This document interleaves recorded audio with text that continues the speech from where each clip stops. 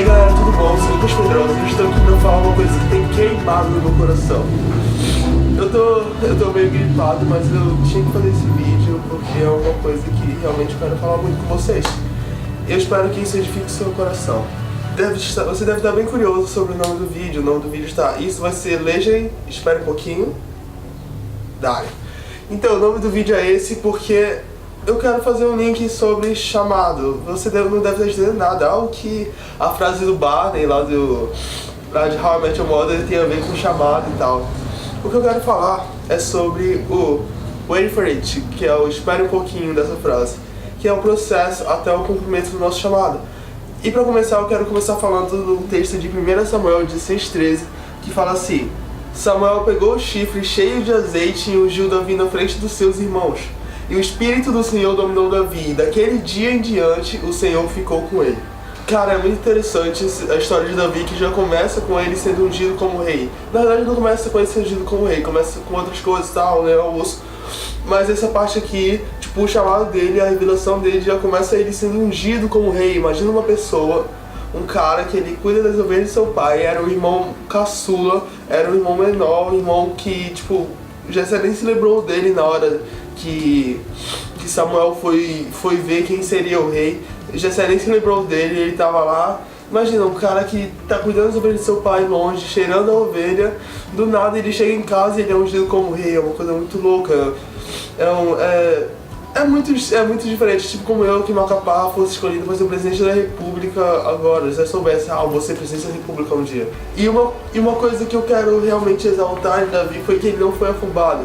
Tipo, ele soube esperar o processo, e é realmente sobre isso que eu quero falar, sobre o processo do chamado, da revelação do seu chamado até o cumprimento dele. Cara, Deus nos chama para fazer grandes coisas, Ele usa várias pessoas, algumas pessoas para profetizar a nossa vida, para realmente confirmar qual é o nosso chamado. Todo mundo tem um chamado específico, todo mundo tem um chamado que foi feito pra você e só cabe em você. Não vai ter ninguém no mundo que tenha um chamado igual a você, por você nasceu pra fazer isso. Deus criou uma coisa específica pra você. Porém, antes do cumprimento desse chamado, nós temos um processo que nós temos que respeitar. Linkando com a história de Davi, eu quero listar várias coisas que ajudaram ele ao cumprimento desse chamado. Uma coisa muito interessante também na história de Davi é que ele recebeu o chamado dele e ele soube esperar. Ele não foi, tipo, afobado como algumas pessoas são. Afobado, traduzindo na versão nortista, é apressado. Ele não foi apressado com o cumprimento do seu chamado. Por exemplo, ele não foi ungido como rei hoje e amanhã, tipo, ele não estava planejando, amanhã eu vou lá no palácio, vou falar, rei, sai daí porque esse lugar é meu. Não, tipo, ele soube descansar, ele soube esperar em Deus, ele soube priorizar na sua vida algumas coisas. A primeira coisa que eu quero linkar é a questão da preparação. Eu quero usar o texto de 1 Samuel 16:18, diz assim: um dos jovens disse: conheço alguém assim, eu mesmo vi tocar, filho de Jessé de Belém. É excelente músico, ele também é corajoso, maduro, muito importante, maduro, fala bem, tem boa aparência e o Eterno está com ele. Aqui ele lista vários pontos da preparação de Davi, de como ele estava preparado para subir um nível, andar um próximo passo para o cumprimento do seu chamado. A maioria das vezes nós temos a revelação do nosso chamado, a maioria das vezes nós somos ungidos, como foi no caso de Davi, nós ainda não estamos preparados para cumprir esse chamado. Davi não foi ungido em um dia e foi virar rei no outro dia. Davi tinha mais ou menos de 15 a 17 anos quando ele foi ungido, e ele só foi realmente virar rei de Israel quando ele tinha 30 anos. Na maioria das vezes nós não estamos preparados para realmente cumprir o chamado de Deus, mas nós temos que estar preparados para avançar as próximas etapas. Nós temos que estar nos preparando. Essa é uma pergunta que eu quero fazer para você. Você tem se preparado para o seu chamado? Tá bom, você já sabe qual é o seu chamado, você sabe, eu quero ser um missionário, Deus me chamou para ser um missionário em um dos países perseguidos. Mas uma pergunta, você já pesquisou sobre esse país? Você já sabe a cultura desse país? Você já sabe a língua que é falada nesse país? Você já está pelo menos aprendendo o inglês, o básico do inglês? Porque o inglês é muito importante para qualquer missionário, porque é uma língua universal. Você já está se preparando para esse chamado? Você está se preparando para ser realmente usado por Deus nesse país? Como está o seu nível de preparação? Será que se começasse o treinamento agora, você estaria preparado para ir pelo menos para esse treinamento? E só para colocar no contexto aquele texto que eu li sobre dele ser um bom músico, ele ter boa aparência, era quando Saul estava procurando alguém que tocasse bem para acalmar o espírito mau que estava no coração dele, porque assim que Davi foi ungido, Deus não considerava mais Saul como rei. Deus mandou um espírito mau para atormentar Saul, e a pessoa que podia ajudar a Saul a se acalmar era Davi. Por isso ele foi chamado. Ele estava preparado para pelo menos chegar perto do palácio. Foi assim que ele começou a trilhar o seu caminho ao reinado. Ele já foi chamado para ir para o palácio para ajudar o rei. E o próximo passo que eu quero falar é sobre unção. Lá em 1 Samuel 16, versículo 13, quando Davi foi ungido, fala que Deus ficou com ele e nunca mais saiu. Na versão da mensagem é muito legal, que fala que Deus apossou ele como uma rajada de vento e ficou com ele para sempre. Davi buscava Deus e ele tinha convicção que o Eterno podia fluir através dele para ajudar as outras pessoas, principalmente o rei Saul. Aqui em 1 Samuel 16, 23, fala: daí em diante, toda vez que o espírito mau mandado por Deus vinha sobre Saul, Davi pegava sua lira e tocava. O espírito mau saía de Saul e ele se sentia melhor e ficava bom novamente.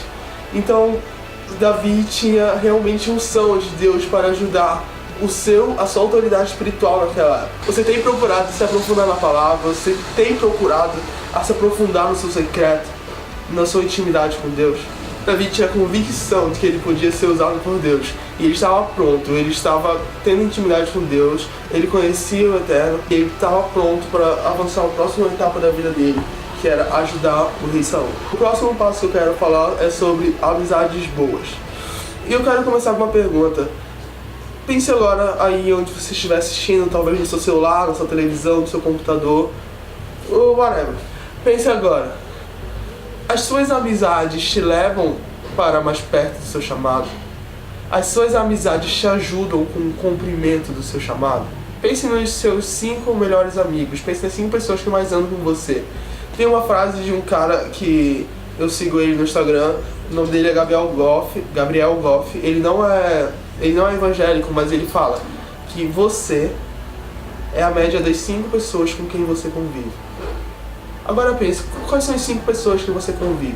Essas pessoas te ajudam a levar você para mais perto do cumprimento do seu chamado? As pessoas te ajudam a cumprir o propósito da sua vida? Nós podemos usar a história de Davi, que Davi, ele tinha o melhor amigo de Davi era o filho do rei, era Jonatas.